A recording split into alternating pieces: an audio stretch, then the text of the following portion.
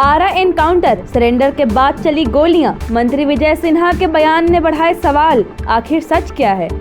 भोजपुर के शाहपुर थाना क्षेत्र के बिलौटी गांव में हुए कथित पुलिस एनकाउंटर का मामला अब सिर्फ एक पुलिस कार्रवाई नहीं बल्कि बिहार की राजनीतिक, कानून व्यवस्था और पुलिस जवाबदेही पर बड़ा सवाल बनता जा रहा है। भरत भूषण तिवारी के इलाज के दौरान मौत के बाद यह मामला और अधिक संवेदनशील हो गया है। सबसे बड़ी बात यह है कि अब सरकार के भीतर से भी पुलिस कार्रवाई पर सवाल उठने लगे हैं।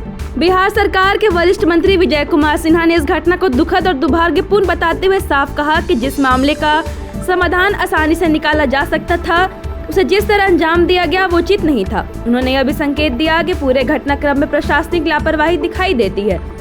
मंत्री का यह बयान इसलिए महत्वपूर्ण माना जा रहा है क्योंकि आमतौर पर ऐसे मामलों में सरकार और पुलिस एक ही पक्ष में दिखाई देते हैं, लेकिन इस बार सरकार के एक वरिष्ठ मंत्री ने ही पुलिस की कार्यशैली पर सवाल खड़े कर दिए हैं। इस मामले को और विवादित बना रहा है वीडियो जो घटना के बाद सामने आया है। वीडियो में कथित तौर पर भरत तिवारी पुलिस के सामने सरेंडर करते हुए दिखाई दे रहे हैं और अपने पास मौजूद पिस्टल भी पुलिस को सौंपते नजर आ रहे हैं। यहीं पर पूरे मामले का सबसे बड़ा सवाल खड़ा होता है, यदि भरत तिवारी ने हथियार डाल दिए थे तो फिर उसके बाद गोली चलाने की नौबत क्यों आई?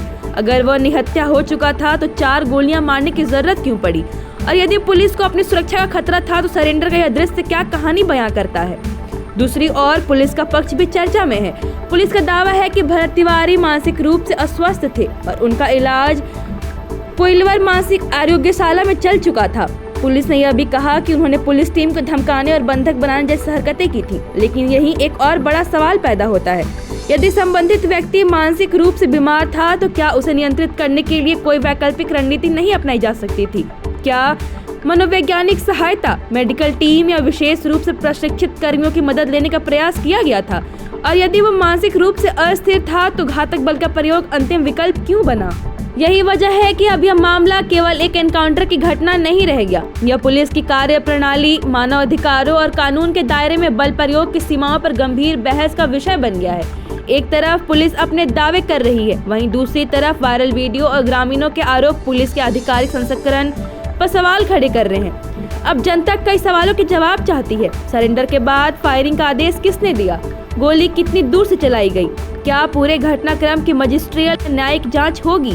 क्या फायरिंग में शामिल पुलिसकर्मियों की भूमिका की स्वतंत्र जांच कराई जाएगी? और सबसे महत्वपूर्ण, क्या वीडियो में दिखाई दे रहा यह दृश्य और पुलिस का दावा एक दूसरे से मेल खाते हैं? फिलहाल इस पूरे मामले में सच क्या है, इसका फैसला जांच के बाद ही होगा। लेकिन इतना जरूर है कि भरत तिवारी की मौत ने बिहार पुलिस की कार्यशैली को लेकर कई असहज सवाल खड़े कर दिए हैं। अब निगाहें जांच पर टिकी हैं, क्योंकि वही तय करेगी कि यह पुलिस की मजबूरी में की गई कार्यवाही थी या फिर ऐसा एनकाउंटर जिसने पूरे सिस्टम को कटघरे में खड़ा कर दिया। सबसे बड़ा सवाल अब भी वही है, अगर भरत तिवारी ने सचमुच हथियार डाल दिए थे तो फिर गोलियां क्यों चली? Thank you so much for watching this video. Don't forget to like, comment, share, and subscribe.